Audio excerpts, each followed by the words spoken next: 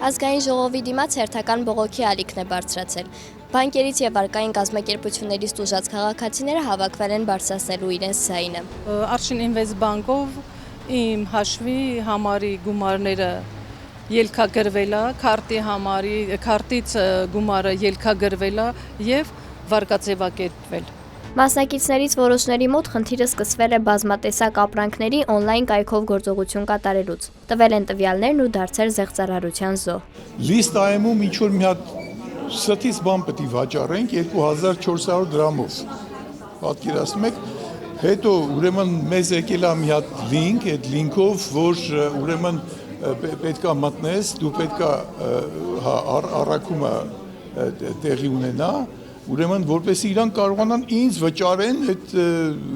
գրքի համար, որտեղ այդ գիրքը այլևս դասագիրքը պետք չէ, մի տունը տեղ զբաղացնում, ասենք մեկին ինչ-որ մի բանի պետք է լինի, էլի։ Հիմա հետո եկավ Ինեկո բանկի պատուհանը, այսինքն ես իմ տվյալը երրորդ անձանց չեմ տվել։ Ոչ մի երրորդ անձ, տվել եմ Ինեկո բանկի մեջ ոնց որ թույլատրել են, որպեսզի այդ մարդը իբր թե պիտի փոխանցման։ Ու այտենց 5 միլիոն քաշել տարել են։ Րոպեների ընթացքում խզվել են ավանդները։ Ակցիայի մասնակցի խոսքով բանկի անվտանգության բացակայության պատճառով կորցրել է ողջ գումարը։ Արշին բանկից բացատրությունը հետևյալն է, որ դուք եք տվել տվյալները գաղտնաբար եւ գաղտնանուն եւ մենք ոչինչ անել չենք կարող։ Ինձ այդպես են պատասխանում, բայց ինձ հետաքրքրում է մի բան, որը այդպես է, եթե բանկում ինչ-որ գործողություն ես ուզում կատարել, բանկը ճշտումներ է անում 100,000 դրամի, 200,000 դրամի եւ այլն։ Իսկ ինչպես է լինում, որ ենթադրենք միլիոնները գնում է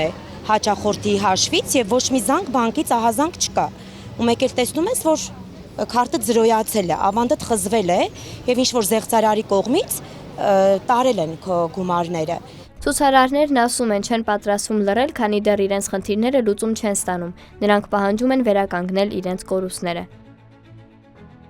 Աննա Հարությունյան, Վարդան Պողոսյան, Reopen Media։